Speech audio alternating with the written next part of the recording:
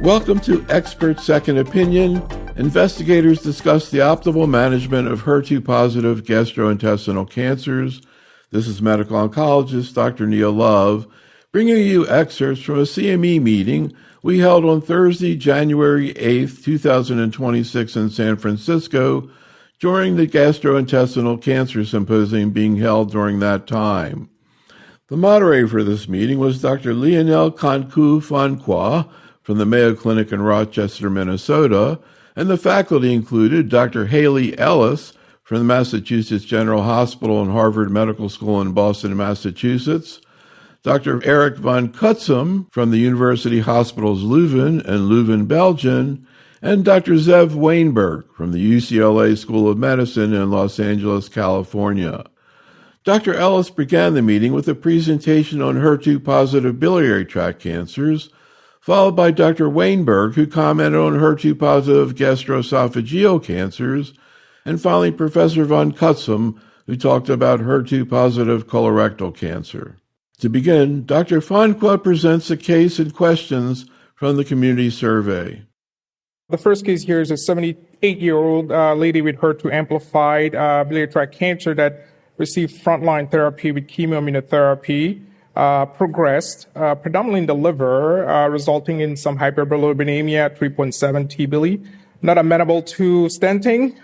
So HER2-positive disease progressing on frontline. What would you do here, Dr. Ellis? Yeah, so not an uncommon situation that we find ourselves in with BTC, with hyperbilirubinemia. I think there are still good options we have available to target HER2, even in the setting of unstentable biliary obstruction. So zanidatamab actually has good safety data. We haven't seen any signal of hepatotoxicity. There's really no issue from a pharmacokinetics perspective. So I think that's certainly an option to consider with close monitoring. There's also been data looking at FOLFOX and trastuzumab. This was a study done in Korea, looking in the second and third line setting with this combination in HER2-positive disease. Certainly we give FOLFOX pretty routinely in these cases, and trastuzumab also has good safety and PK data. I would be a little bit hesitant about TDXD in this setting, primarily because of that irinotecan-like topoisomerase 1 inhibitor payload. Certainly, the mechanism of action of an ADC is unique in that you're having tumor-targeted delivery. There's really rapid clearance from the systemic circulation. So we wouldn't see the same toxicity that we'd see with irinotecan. And in these studies with TDXD, they did look at bilirubin up to 3 times the upper limit of normal, but 3.7 would just be at the border of that moderate hepatic impairment. So I would certainly use TDXD with caution.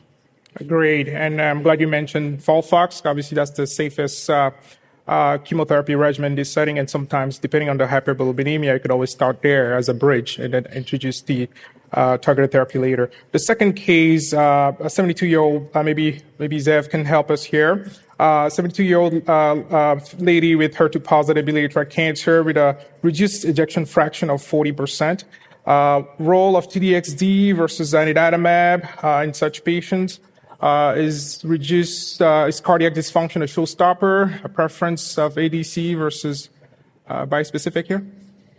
So, I think the reality with cardiac dysfunction in a lot of these cancers is very different than the concern in breast cancer, where for the most part, these are long-term patients and regretfully, right, these patients with metastatic biliary cancer don't usually have more than a 1-year survivorship. So I think we have to think about cardiac dysfunction a little differently. Now, of course, you have to use it with caution, but I think maybe I'm wrong here, of course, but I would consider either of these agents in this context to be reasonable. You might want to use dose reductions, of course, but the chronic long-term CHF use that you're likely to see with HER2 inhibition is not going to happen when, unfortunately, the patients aren't going to be on the drug for that long. No, I totally agree, Zev. I think though there's no published safety data with an EF less than 50%, I agree. I think in this patient population, we would strongly consider using it. I think as long as patients remain asymptomatic from a CHS perspective, it would be reasonable to consider with good monitoring. I agree. I think these patients have a short window of opportunity, so you don't want to forego a potentially a good drug. But monitoring, I think, is the key here. Next, I think we have a 62-year-old gentleman with node-positive gallbladder cancer, HER2-positive, treated in the adjuvant setting with the capecitabine per the bill cap, and then unfortunately had a recurrence in the liver about a year later. He really wants to be aggressive. Would you give TDXD or zanidatamab in the first line and skip front line? So I know you just went through the data, Dr. Ellis, but is there a scenario where you would forego standard of care frontline chemoimmunotherapy and jump straight to targeted therapy? So it's certainly very compelling when you see that second line data to want to bring it to the first line. And I think that's why these first line studies are ongoing right now, is to see, when we combine these targeted therapies with chemo and or immunotherapy, do we see that same benefit? Per the approval, TDXD and zanidatamab are for previously treated patients. Capecitabine being 1 year prior, by the trial criteria for all of these first-line studies, as long as he's 6 months out, would be eligible for a first-line study. So certainly I think a first-line study would be the most ideal. And if they did have progression on Gemcis-Durva, has great second-line options. There's encouraging data from India looking at Gemcis plus trastuzumab in 90 patients with HER2-positive BTC. So I think there's a good signal there, and we'll see what these first-line trials show. Zev, Eric, would you agree? Would you approach this differently? No, I completely agree. So I would consider this patient as a first-line patient and start and discuss with the patient to start with Gemcis-Durva. And although it's an option to go for HER2-targeted treatment, but it would be out of the label in our setting. Okay. The next one is a 93-year-old frail elderly female with metastatic gallbladder cancer, HER2-positive.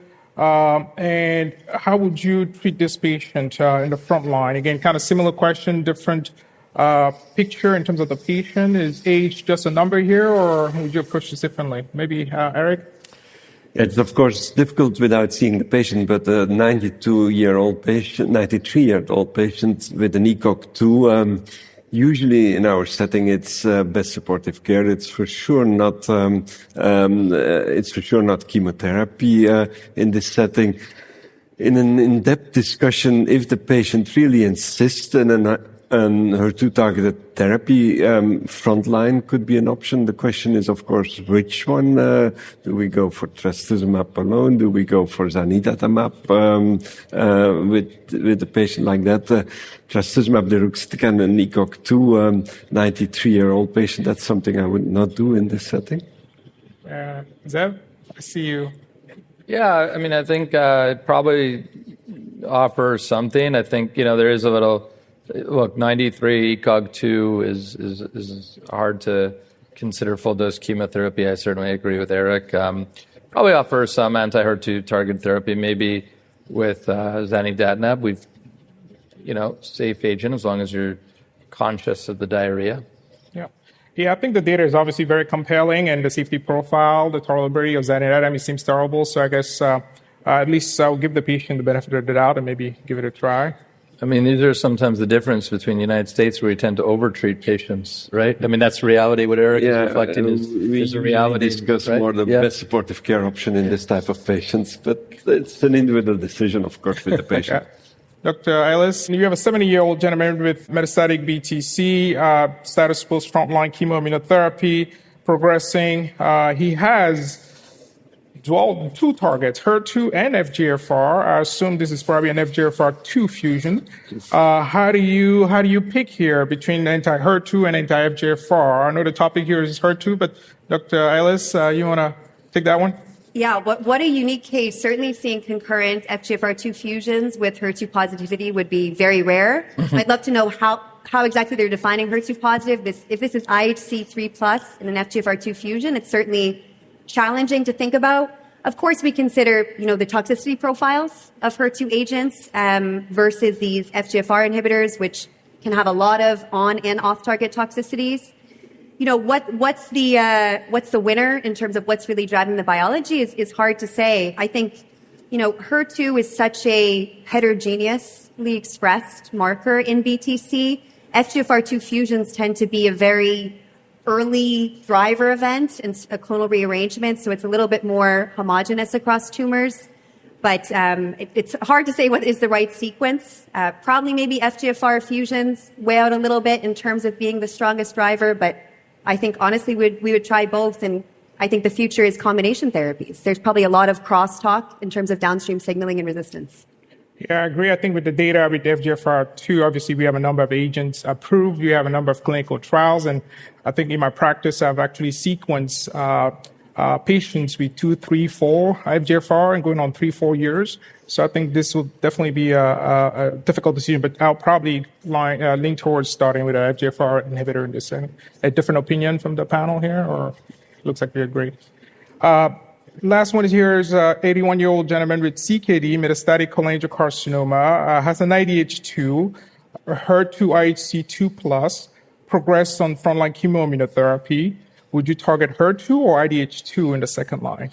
Eric, you want to take that one? Patient, as is indicated here, is HER2 IHC2+. So the indication is you need a positive FISH test after that.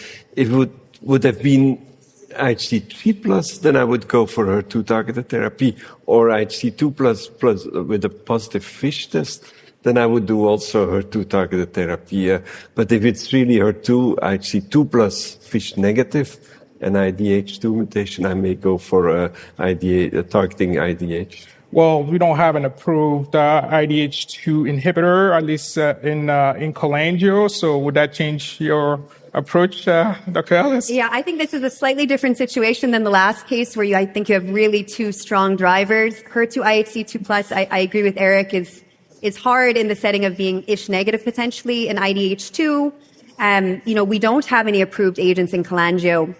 There's actually a nice abstract being presented here by V. Sahai from Michigan looking at IDH2 cholangio, and did show getting off-label enasidenib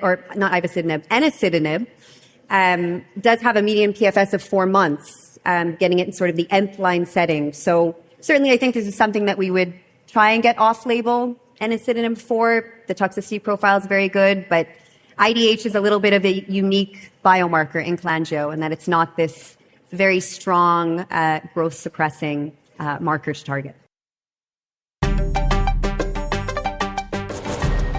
This concludes our program. Special thanks to our faculty, and thank you for listening. This is Dr. Neil Love for Expert Second Opinion, Management of HER2-positive Gastrointestinal Cancers.